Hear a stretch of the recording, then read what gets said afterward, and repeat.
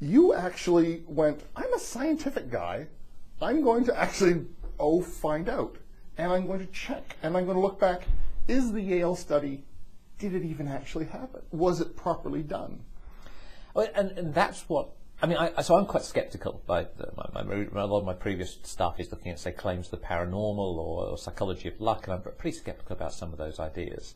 And it's just applying that skepticism to this topic, where you think there are millions of people who are in need of some kind of guidance in some aspect of their life. They will go to the store and they'll see a whole load of books and they don't know which one to buy because there's no kind of evidence-based self-help. And we don't have that in, say, a drugstore, for example. You know, you don't go in and say, I've got this terrible thing. People go, I don't know whether any of this stuff works, but, you know, try that. What's the worst that could happen? We don't tend to have that attitude. Yet people have got the exact attitude towards psychological issues. And I thought that was a pity. And so part of what the book does is this kind of myth busting. It says, you know, because people can put out anything and say anything in the self-help industry, they do precisely that. So with the Yale study, which is this study that a group of researchers go in to a school, they ask the kids, do you know what you want to do when they grow up? And only about 3% of the class do. They then track them. It turns out that 3% is earning more than the rest of the group put together in their 20s. You'll see that study cited in hundreds of self-help books. I've been to motivational seminars where the person is standing on stage telling people the power of focusing because of that story. One slight little flaw, though. A tiny flaw, and it is only a small one, but in scientific terms an important one.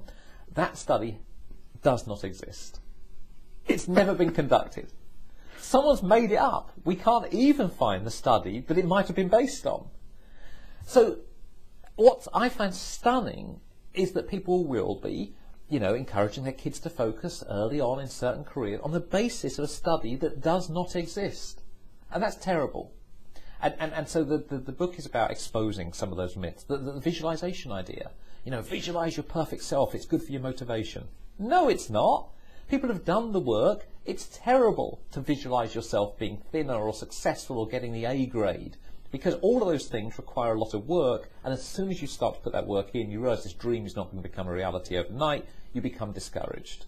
Yet you walk into a bookstore, lots of books will be telling you to do that. If I had a little windfall of money and I could spend it on, say, a new car or a vacation is over really fast, but that car is going to last for years. So you would think that the joy of the car would be the better, but no. Stop yourself spending the money on the car. But I had such a miserable time. It took me ages to get there. There's security, there's all that stuff. How could that possibly, the tedium of sitting in an airplane? Well, the problem with buying goods, most goods, is that you get used to them very quickly. You will get used to that car, you'll want a better car. As soon as you've got the car, it's going to start to age, particularly if the goods are fashionable, like it's the latest, you know, whatever gadget or pair of shoes.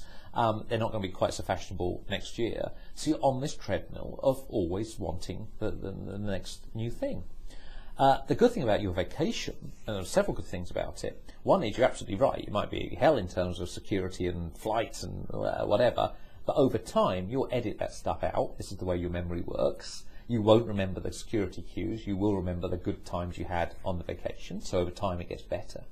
Second, and this is the major benefit, what's the big correlate of happiness? What's the one thing that all of these studies show? Time with others. The more time you spend with your loved ones, with friends, with colleagues, the happier you will be. That's your major correlate of happiness. And the good thing about going on that holiday is that you've got something to tell your friends about when you get back. And if it only takes one funny story, you'll be telling that for the next 5 years. And so it promotes interaction a way that a bigger car doesn't. If anything, it promotes people just getting a bit fed up because you've got a bigger car than they have. So it's that notion of buying experiences over goods. I'm going to give you 59 seconds okay. To fix me. Everything in 59 seconds, go. I would say that one of the things you need to, if you want to achieve any goal at all, the big thing to do, break it down into smaller steps. Know where you're going to be at the end of week 1, week 2, and so on. Tell your friends and family that's what you're going to achieve, because the fear of failure is so much higher if you do that, and they'll be supportive. Plot your progress some way, whether it's on the fridge door, whether it's on a spreadsheet. Reward yourself for each of those small steps. Visualize yourself taking the steps, not the end point. All of those things, whatever you want to achieve, whether it's in relationships, whether it's in career or whatever, those are the key strategies that work. Trying to push things out of your mind, if it's a negative thing like stopping smoking, for example. Trying to remove temptation from your environment. Thinking about the bad things that will happen if you don't achieve your goal. None of that stuff works. So I think if people take away anything from the book, most people will take away those sorts of notions, because that is about achievement. These are general principles that work pretty much in every area of life where there's scientific support for them. So that's what I would push people towards in around about 59 seconds.